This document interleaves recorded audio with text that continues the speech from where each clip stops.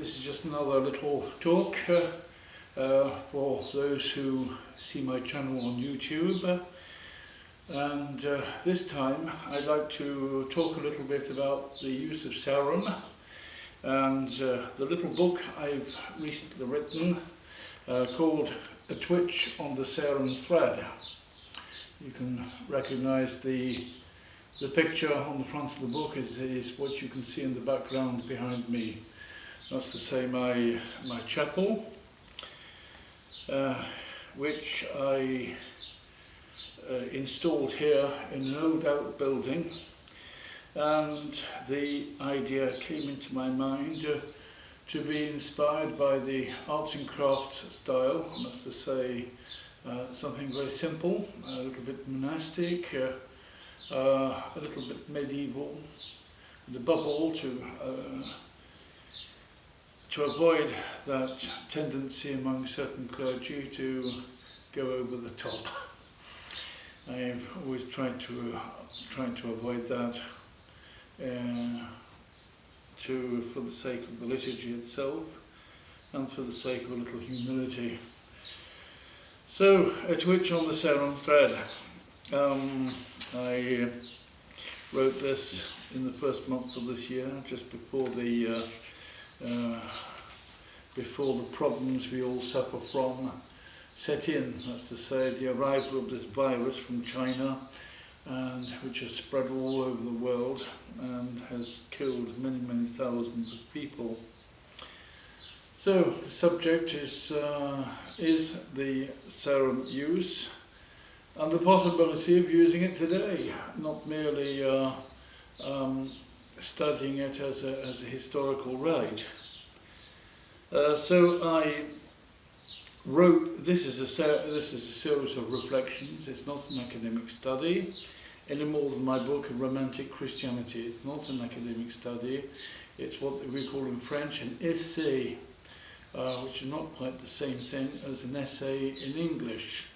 An essay in French means essentially a book of reflections, a book written freely and without having the constraint of references, of proof, of evidence in the spirit of a scientific piece of work. So this is a set of reflections. How did I first become interested in the use of Sarum in the first place? It was essentially when I became a Roman Catholic in 1982. I was 23 years old, and I went through the Society of St. Pius X in London, and I used to take the train and my bicycle out to Berkshire for my series of sessions of instruction with the priest who was in charge at the time of the Society of St. Pius X in England. And I noticed a kind of spirit of rigorous uniformity, like what was happening in the mainstream Roman Catholic Church with the reform of the liturgy and the use, or almost exclusive use at the time, of the liturgy of Paul VI. And in both the Society of St. Pius X and the mainstream Roman Catholic Church, the liturgy had been, in a certain way, put into a kind of sarcophagus. And in the middle of 1982, I came to France, and the first address I had on my list was in a place not very far from here called Le Chamblac, and there was a priest by the name of Father Quentin Montgomery Wright, who had been a seminarian in the Archdiocese of Westminster just in the years after World War II, He'd been an Anglican priest in a parish in London and spent many hours with his faithful in the tube stations where they took refuge from the bombs. And he became a Roman Catholic by intellectual conviction, the usual product of apologetics of the time. And he was a seminarian and went to St Edmund's College where he was a seminarian.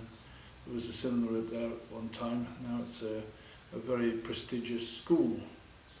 And I know one of the masters there, who's a very fine person.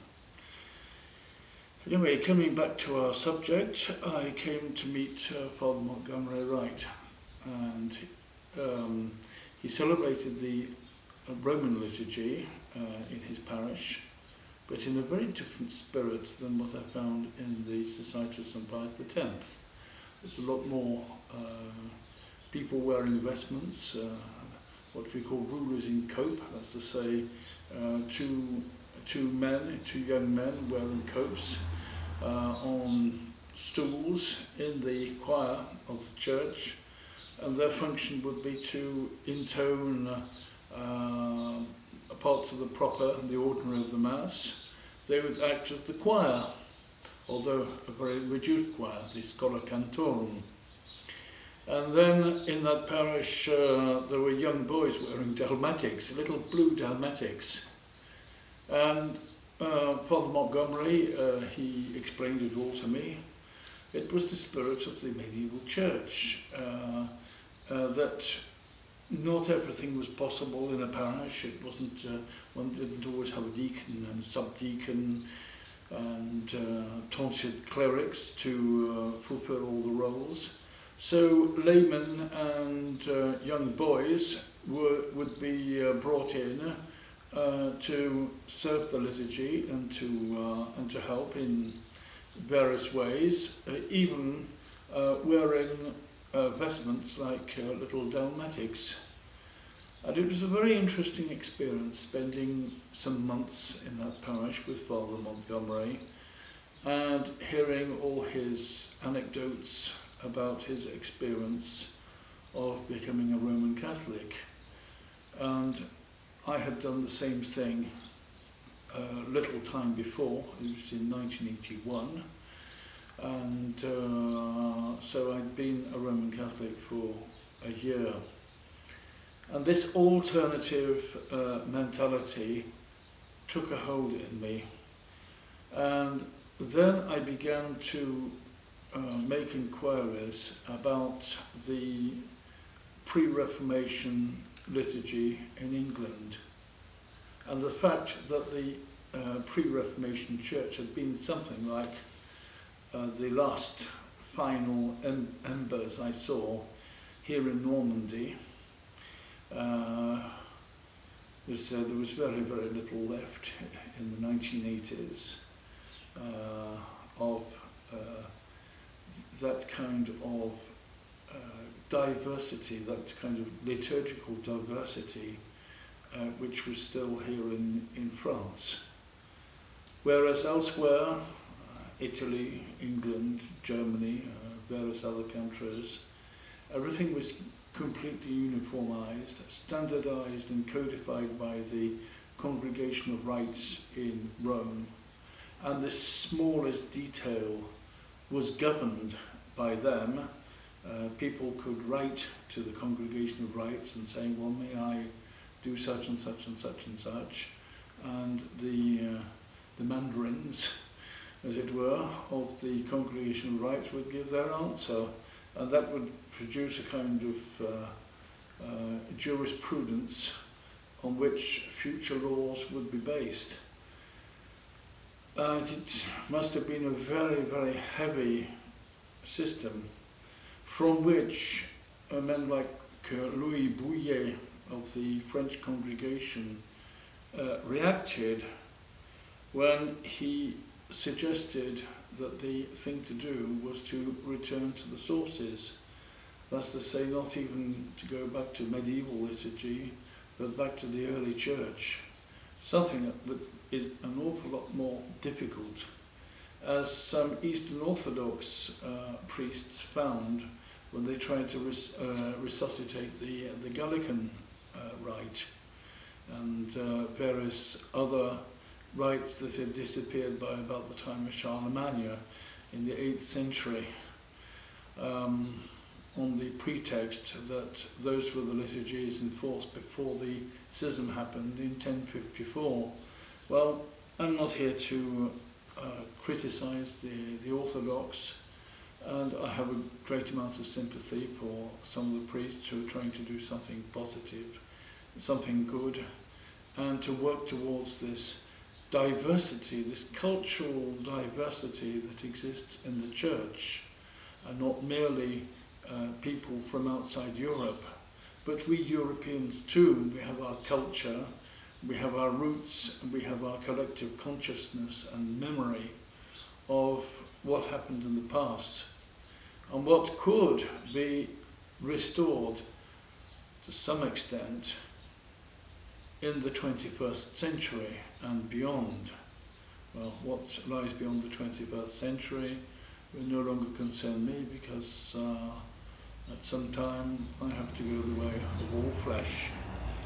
So in my little time slot I do what I can, and I try to contribute some reflections. So another thing that came into my mind over the years was this theme of romanticism. That's to say, the combination of reason, scientific reason, and creative imagination. One can both be a scientist and an artist. And I saw that particularly with Novalis, Friedrich von Hardenberg, who himself studied many, many things. And he was indeed a mathematician, a scientist, an engineer, a philosopher, a poet, a Christian. Many, many talents to this young man who died at only 28 years old. And there were many others, even those who were less Christian than Novalis was. So this is the Romantic movement that came in towards the end of the 18th century, and especially in the wake of the French Revolution.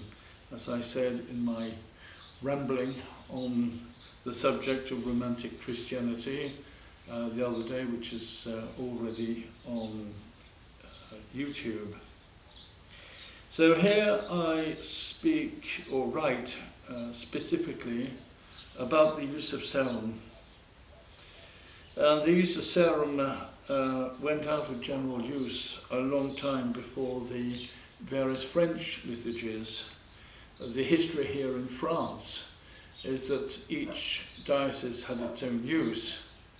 And then in the early 18th century there was a movement at the same time to standardize the order of Mass, which would become the same as the Roman Rite, and to keep the propers, but yet modifying them and reforming them.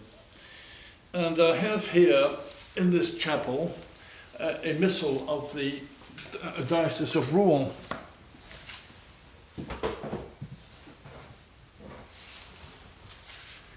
This is an enormous volume. There we are.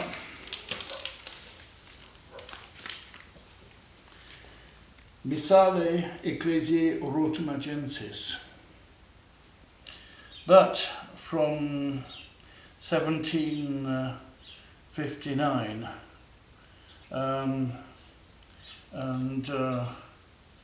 which was a very heavily modified form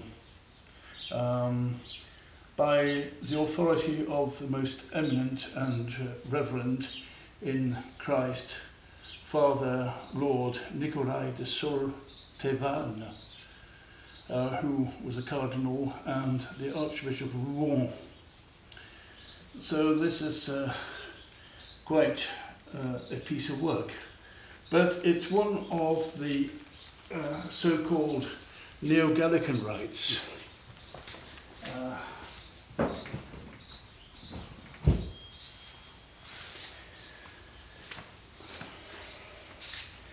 Don Garanger, in his Institution liturgique of 1841, wrote quite a lot about these Neo-Gallican liturgies. And in many ways they were a break from tradition. In some ways, maybe some of the modifications were positive and good in academic or historical terms. Perhaps in some cases restorations of very ancient liturgies. But is this the wisest way to proceed? I would not personally use this Neo-Gallican liturgy, but I would prefer to use what came before, what those Neo-Gallican liturgies replaced. That's to say, the old medieval rites that they're not easy to find. Books that ceased to be used in the early 18th century are about as rare as books that ceased to be used by 1549, under the reign of Edward VI, when Cranmer swept aside the use of Sarum to replace it with the first Book of Common Prayer. And indeed, Cranmer wrote, "And whereas heretofore there hath been great diversity and saying in singing in churches within this realm, some following Salisbury use, some Hereford use, and some the use of Bangor, some of York, some of Lincoln, now from henceforth all the whole realm shall have but one use, uniformity." And the Roman Catholic Church did just about the same thing. Just made a proviso that a rite that had been in use for more than 200 years before 1570, that's to say 1370, would be allowed to continue. But a tremendous amount of pressure was put on local dioceses and churches and religious orders to adopt the codified Roman rite of 1570. At least the Missal was from 1570. The other liturgical books were from a few years before or a few years afterwards. So there went the living tradition. Everything had to be legalized, codified, regulated. This is also a tendency of our own days. Everything has to be regulated. Nothing left to common sense, nothing left to local usage. And so this is my greatest motivation in wanting to revive the use of Sarum. Why the use of Sarum rather than York or Hereford or Bangor or wherever else? Because the Sarum books were the last to be in general use in England by before 1549, still in use the previous year when Cranmer put in the communion devotions in English to be used with the traditional rite in Latin. The advantage of Sarum is that the rubrics, how it was done, is still extant knowledge. Unlike, for example, the Liturgy of Hippolytus from the 3rd century, or the Gallican rite that disappeared and was partially incorporated, absorbed into the Roman rite from about the 8th century. But the rite itself, we have very, very little. There are some texts, but how was it done? One might use, like the Eastern Orthodox priests, a comparative method, so to interpret that liturgy via the Byzantine liturgy, which is frankly completely different. So that makes things a little bit difficult. In the use of Sarum, to actually do it in this chapel, I've had to refer to the Dominican rite, which is far from perfect, because the Dominican rite is not the Sarum use, it's not even the use of Rouen, and I still need to get some Rouen sources. Well, Rouen's not very far from here, and perhaps I might find something in the diocesan library. So perhaps that's something I ought to be doing when the confinement is over and I can move around again. I can go to Rouen and go to the library, which I find open again, and go and look for some books and photograph the relevant pages and see what I can find. But at the moment those sources are not available to me. So the important thing is cultural diversity. What people do in America or in Australia or in Africa or South America is something else. They need to know what is good for them, what is legitimate for them. It's not for me to pronounce. I'm an Englishman and I live here in Normandy, which is part of the parentage of the use of Sarum. I mentioned my stay with Father Montgomery Wright in my preface of my little book, and the relationship with Romanticism and a different way of looking at the Middle Ages, not studying it as a historical period, but rather recreating the Middle Ages through the creative imagination. This is what Hardenberg did when he wrote Christenheit oder Europa in 1799. It was a kind of fantasy, a parable, using the Middle Ages, using the best of the Middle Ages. And this is one of the main ingredients of the Romantic movement in the 19th century that built so many Gothic churches. We had Pugin, we had Viollet-le-Duc on this side of the channel, and they built many medieval churches. And it was a whole movement. Many of those churches are not worth very much at all. They were quite skimped and badly designed, but other churches were absolutely beautiful masterpieces of their architects and builders.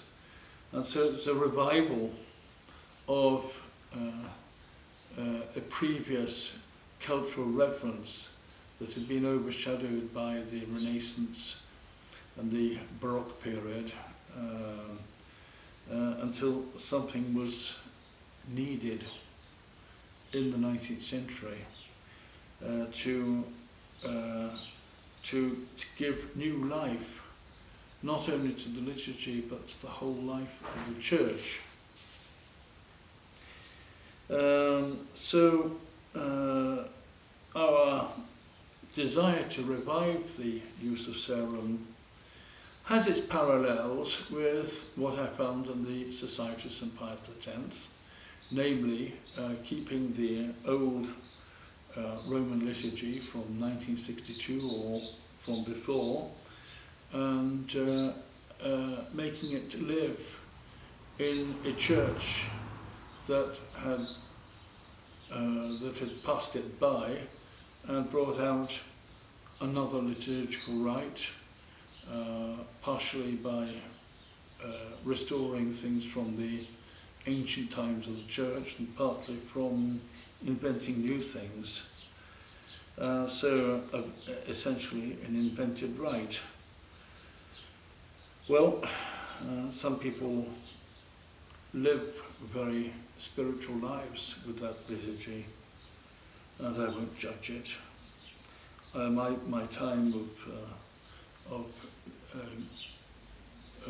repeating the usual rhetoric of traditionalists, that time in my life is over.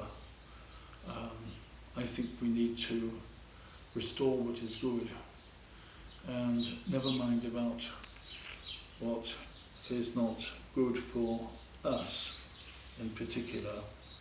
Be a little bit more skeptical, open-minded, think in terms of possibility, probability, of searching for truth that is outside ourselves, rather than say, we have the truth, we are the true church.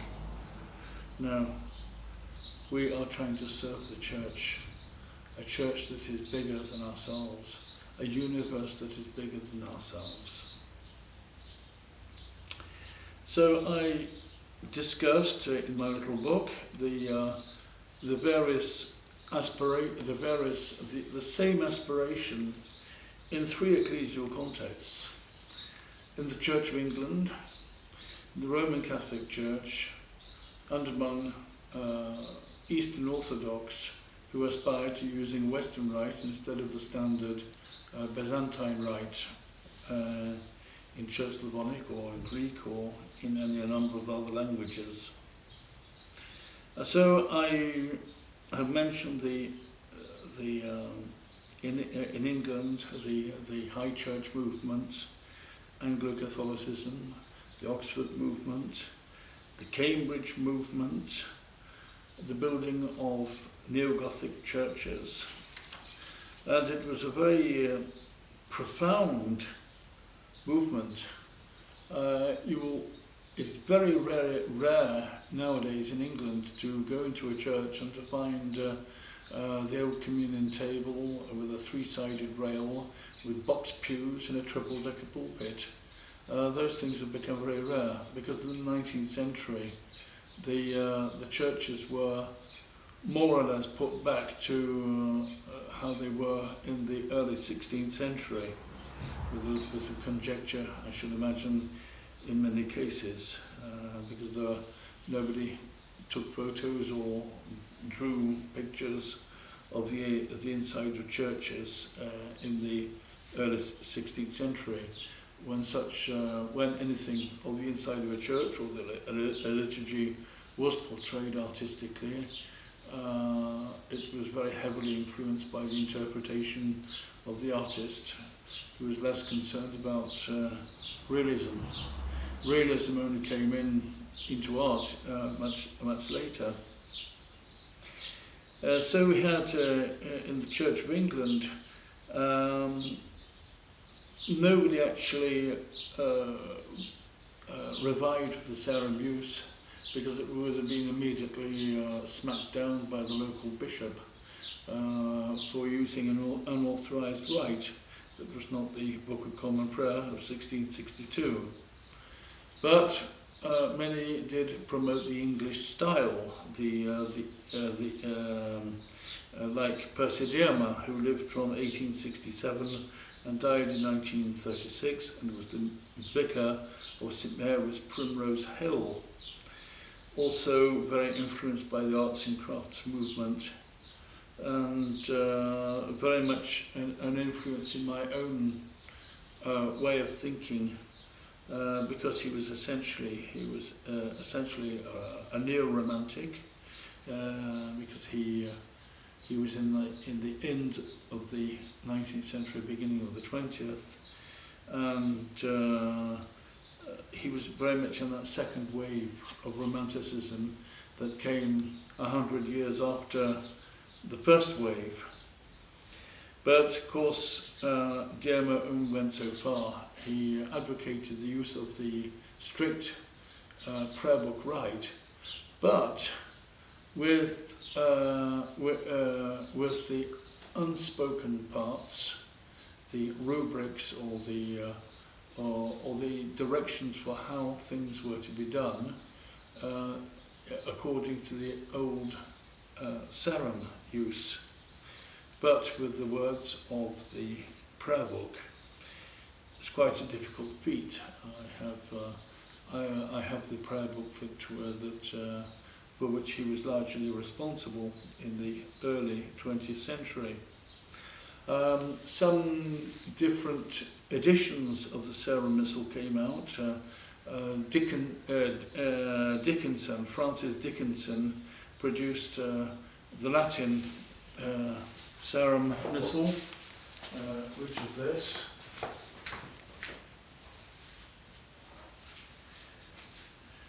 This is a reproduction by the Greg Press. So this is quite well known. I think you can see it if I'll give the camera just the time needed to get focused and read the print. So this is,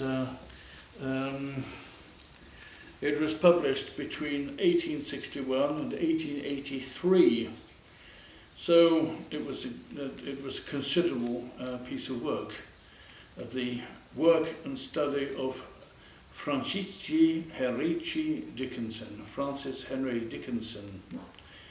from Trinity College, Cambridge, and it's a rather wonderful piece of work. And so this is what I use for my standard liturgy. Itself based on a Sarum Missal of the 1520s and various other sources. There are two English translations. There is Pearson from the 1860s and Canon Warren, who did another translation into English in 1911, based on the style of the prayer book, and it's most usable if one wants to say Mass in English. And I very often have used it and have made booklets with the scripture readings to make things more practical and easier. So those are the main sources that we have available. There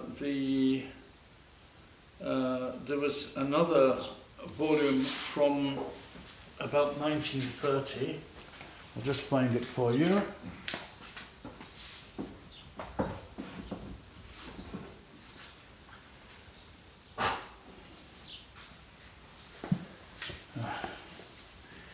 This is called the Altar Missal.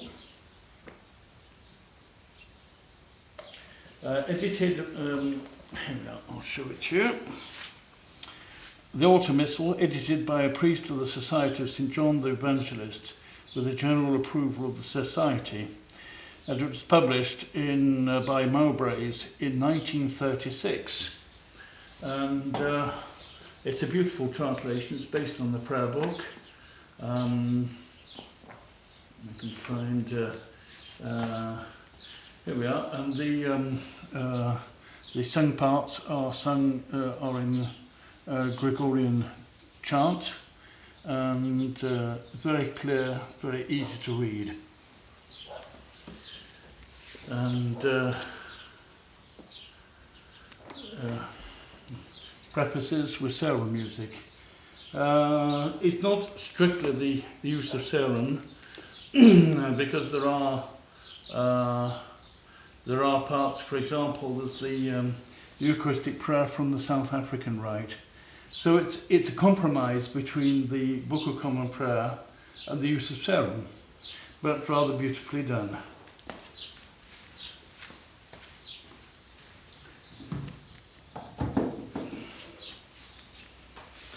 So we have the materials. A lot of these books are rarer than hen's teeth, difficult to find, and when they are found on the internet, they often go for quite high prices. And some of us are getting together, a little group that we haven't yet met up, because this year we have the we have the COVID pandemic, and we have planned to meet up later this year. There'll be a number of priests and lay people with whom I am in correspondence, and some of them I know quite well. And we're hoping to meet up in October in the south of England, but if we get a second wave of the epidemic, that will be knocked out of the window, and things will be very difficult and maybe have to be put up until next year, unless we do something, we have some kind of series of sessions by video conferencing. Perhaps that will be possible. We'll have to look into the possibilities that each person has, the kind of equipment they have, and what they can do. So that is something quite positive, that some of us are getting together, including Dr. William Renwick, who has done practically the whole of the Sarum Breviary with the chart from the Antiphona, and he's worked at that pretty well alone over the last at least 10 years. It's an absolutely phenomenal task he's been up to. And then we have Father Sean Finnegan, the priest who celebrated Sarum Masses in Oxford, who is also doing work on of his own. And he would like to continue to promote the revival of the use of Sarum in the Roman Catholic Church. It may be a very difficult thing to get accepted by the diocesan bishops, but at least the groundwork can be done, even if there's the old idea of we are here to sow seeds for the future, and then when we're gone, people in the future will gather and harvest what has grown from those seeds. I think this is the thought that we need to have in our minds. We need to be humble. We need to be honest with ourselves. We are up against a lot of opposition. Why such opposition? I think really because people are conditioned in the idea of uniformity, that orthodoxy lies in uniformity. It's a pity, but that is what we are, shall we say, up against. But we're not going to get anywhere by fighting against it. What we have to do is we have to do our own groundwork. And then, perhaps in the future, somebody will say, oh, those people had a point. Let's push this thing a little bit further. That's all we can do. Just like our forebears, like Persidiama and the various architects who designed neo-Gothic churches did in their time. As I said, there was the same aspiration also in the Roman Catholic Church. And my own experience, I went through the Society of St. Pius X, and I was eventually ordained to the diaconate in the Institute of Christ the King. And there's nothing more counter-Reformation in spirit than that particular institute of priests, still led by Monsignor Gilles Bach, and some of the priests I knew when I was there in 1990 to 1992, and but most of the seminarians and priests who are there now, I don't know them from Adam. I haven't been anywhere near the old place for many years, but it gave me an experience. A very full liturgy that normally one would only find in a monastery. We sang Lauds in the morning. We had Mass each day, which was a high Mass on major feasts and and Sundays. We had sung Vespers and we had sung Compline every day, all of us in the chapel together. I played the organ, and at one time I took responsibility for rehearsals and for teaching men to learn to read Gregorian chant. And well, I'm sure they found somebody better than me to continue the work. They sing beautifully. You can find on their channel on YouTube, you can find some beautifully sung offices and masses, and very much as we did in the early 90s. But that's a very important experience, that if we could relive the liturgy that was supposed to die in the 1960s, then it's possible to revive older local forms of the liturgy so that there may be diversity and a union between our spiritual lives and our cultural lives. The use of Sarum, of course, was smashed and swept aside by Cranmer and Edward VI, and under the influence of the Counter-Reformation, it was replaced by the Roman Rite. Apparently, seminarians at the Seminary of Douai up in the north of France, where Roman Catholics were exiled, they were not taught the Roman Rite until about 1577. That's 7 years after the promulgation of Pius V's Roman Missal, and they were still using Sarum. That's something that's very, very interesting. There were the famous masses of Merton College by the priest I mentioned, Father Sean Finnegan, and he also wrote in his blog an article on the legal status of the Sarum Mass.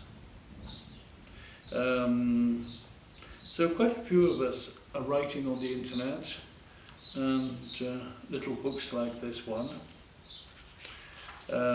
which is something very important. When the Ordinariate came around from about 2007, or rather from 2009, when Benedict XVI issued Anglican Orientibus with the project of receiving Anglicans into the Roman Catholic Church, whilst allowing them to keep their cultural traditions. Well, that cultural and liturgical tradition was generally thought to be the Book of Common Prayer. But it's very interesting that the Australian Bishop Peter Elliott, himself a convert from Anglicanism, I knew him in Rome from 1985 to 1986. He was still working on his doctorate and was working with a Canadian cardinal in the Pontifical Council for the Family. An intelligent priest, now bishop in Australia, and he wrote this: considering its history and strong influence in the first editions of the Book of Common Prayer, the Sarum Rite might well be a major source. Queen Mary I published a national edition of the Sarum Missal to replace all those missals with diocesan uses that went into the fire when the first Book of Common Prayer appeared in 1549. Therefore, the Sarum use was the latest version of the Roman Rite in England before the Universal Missale Romanum, Roman Missal, was authorized by St. Pius V in 1570. At the end of the 19th century, when Westminster Cathedral was being built, it was proposed that the Sarum Rite be revived as the use proper to the cathedral. Nothing came of this project. I suspect, in the cross-currents of liturgical controversies and an ultramontane trend to standardise liturgy along Counter-Reformation lines, even to the shade of chasubles. That's something I remember Father Montgomery telling me of his experience at St Edmund's College where seminarians would almost come to blows about Gothic chasubles versus Roman chasubles and various other secondary points. If you can hear a kind of rumbling noise in the background, it's rain. We're having some thundery weather today and possibly tomorrow before the nice sunny spring weather comes back. Anyway, Father Montgomery, when he was at St Edmund's College of Ware, he suffered from this very stuffy, very priggish kind of attitude he found among some of those seminarians.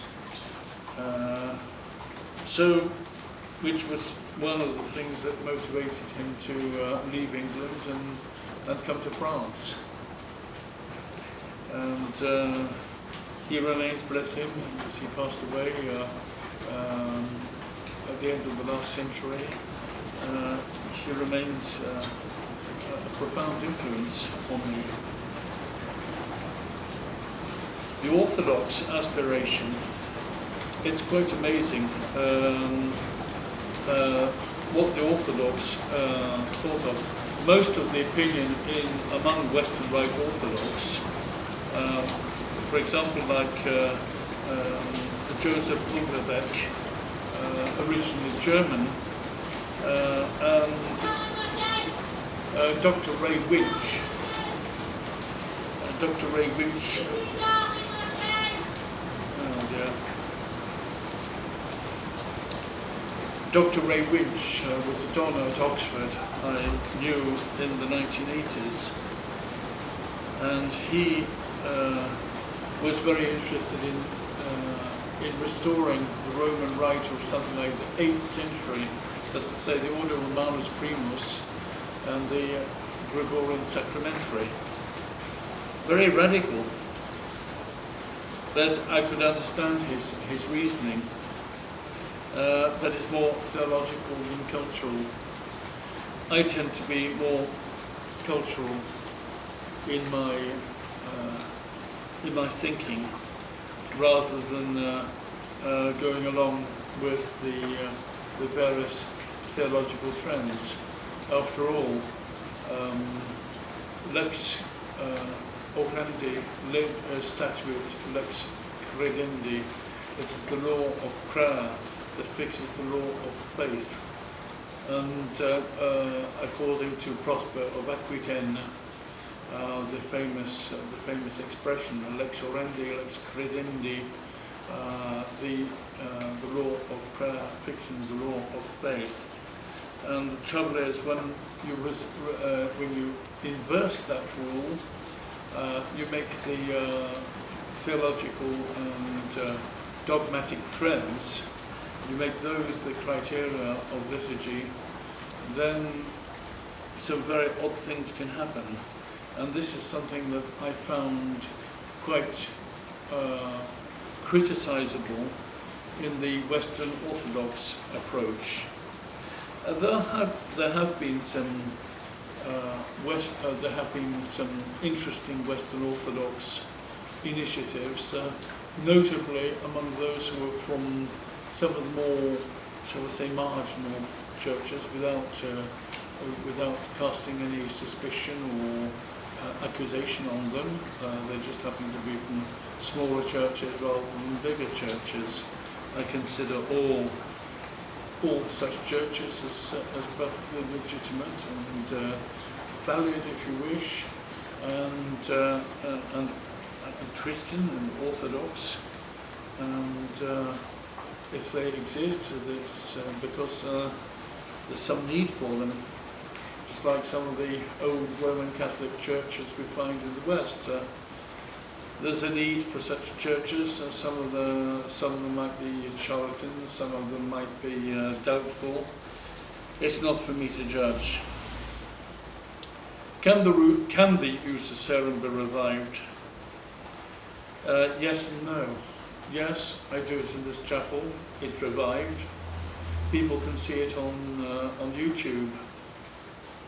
There are some priests who have celebrated in the presence of large numbers of people. For example, Father Sean Finnegan, when he had choirs and faithful and servers at Merton College Chapel in Oxford. So in that way, it has been revived. Is it celebrated regularly in a parish? I don't know of such parishes where it's celebrated regularly. So we have the so, as I say, yes and no. What relevance will it have in a parish? I would answer that question with another question, very Jesuitical, but very germane. What relevance does any liturgical rite have for people in a parish?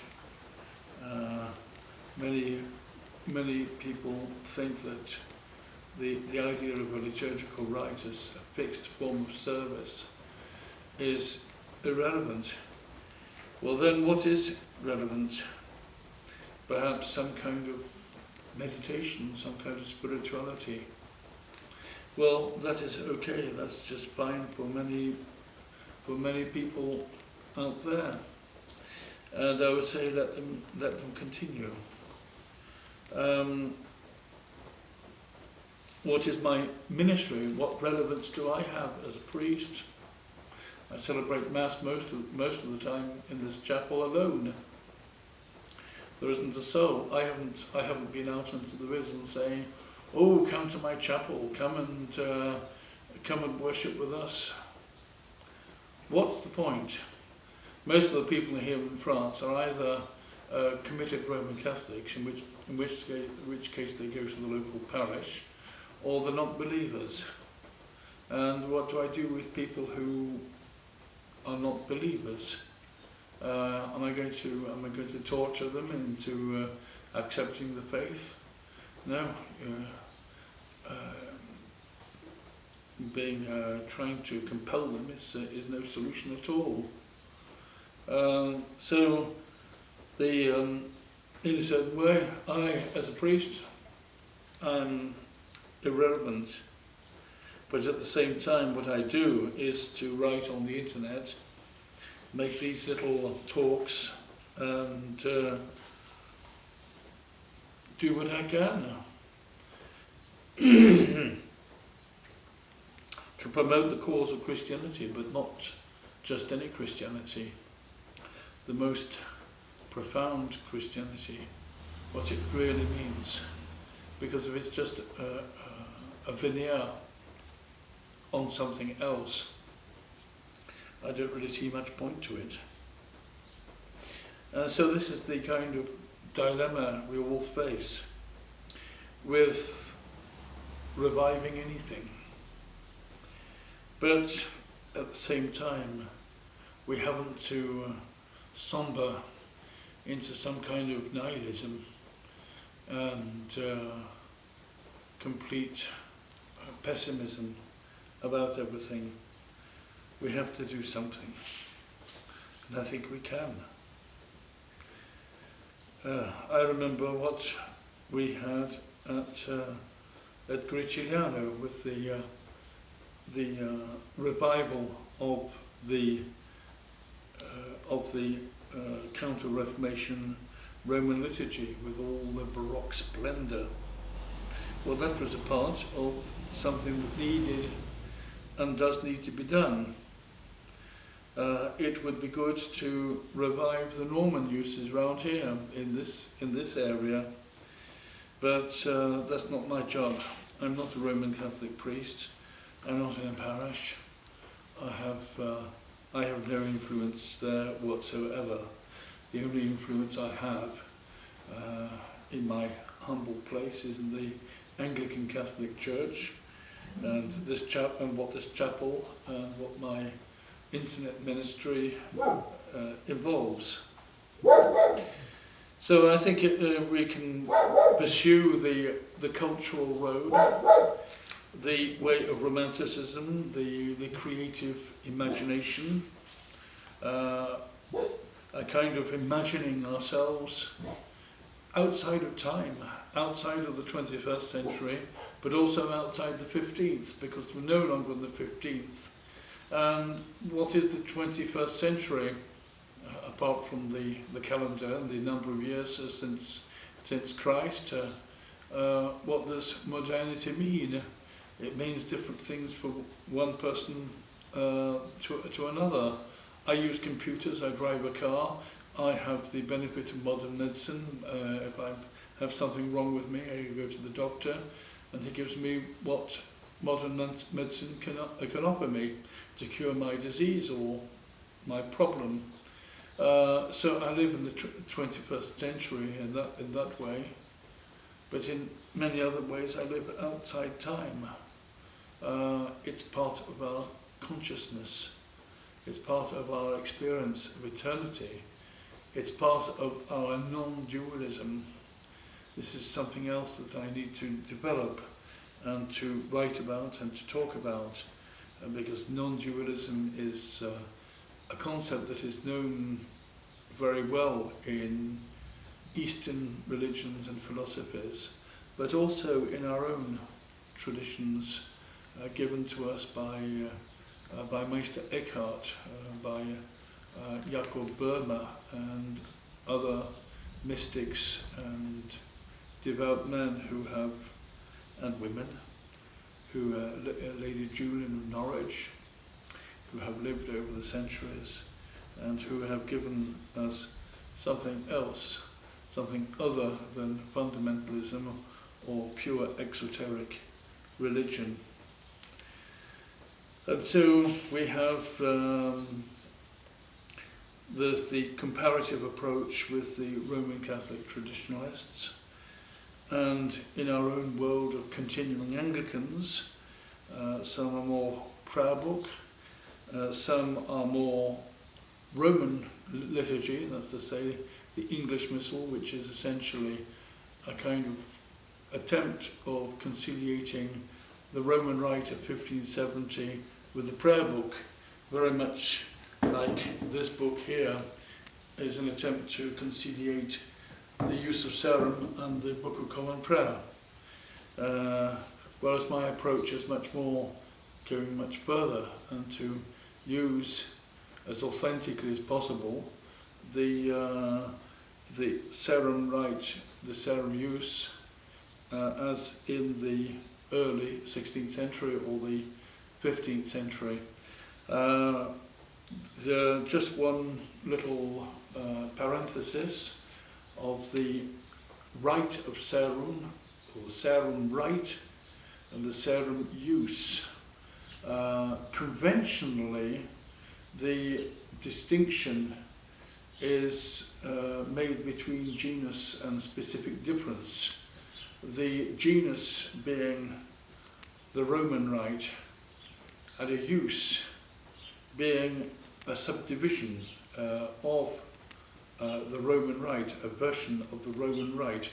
This is the conventional view that we will come across. But yet, we have the Rite of Rouen, the Rite of Lyon, the Dominican Rite, the Carmelite Rite. And they also are derivatives of some version of the Roman Rite. When I say the Roman Rite, I don't refer to the 1570 Missal codified by Pius V and regulated by the Congregation of Rites.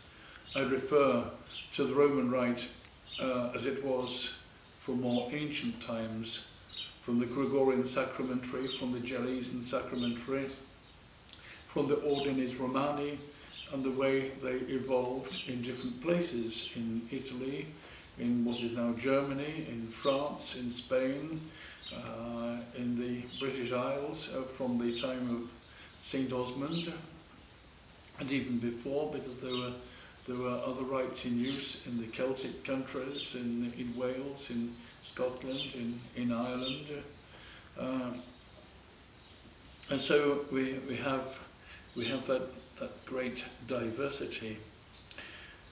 We have that great diversity of rites. So I tend nowadays to blur that distinction between rite and use, because there's no real constant in terms of laws about what constitutes a rite and what constitutes a use. So I think those people who talk about the rite of Sarum or the Sarum rite are not wrong. I have no problem with considering it as a rite rather than just a subdivision within the genus of the Roman rite. There has been a lot of opposition against, I would say in general terms, not just the Sarum rite, but also any diversity in the liturgy, the spirit of rubricism, the spirit of keeping the liturgy in a kind of sarcophagus. It's ours, and we're going to control it, and we're going to use it. And this is part of the postmodern tendency of over-regulation, which is something we will find in civil life around us. The way laws are applied, the way this confinement, this lockdown is being confined. If we used common sense, we would be at much less risk going for long walks in the country and even going out on the sea in a boat, or what people can do. That's a lot safer than going to a supermarket with our mask and rubber gloves to go and get food and to risk getting too close to anyone who might be infected. Well, everything is regulated in a kind of one-size-fits-all.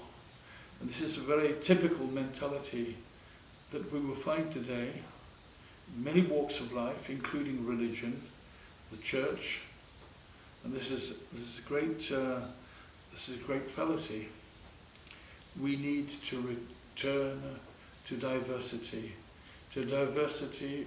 according to our cultures, according to our sensitivities, so that we can relate to the universal church, which is essentially a Platonic universal idea rather than an institution existing on earth.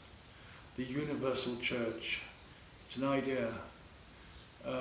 It's an idea that is real in metaphysical terms, but it's not an institutional or a canonical term. This is another thing that we need to adopt. So if we have the essential principles, then we can discern a way for each particular situation. This is something I've tried to convey in my little book. Another idea that I've tried to convey is that if we get something standardized and produced for the masses, well, then we're going to fall into the same situation of over-regulation and mass control, and everything becoming banalized and losing its essential spiritual and cultural value. Anything that becomes something for the masses there is a great danger there, and that is not something I'd like to see happen to our medieval liturgical and spiritual traditions. So if we get the essential principles and the ground rules right, then we might get somewhere.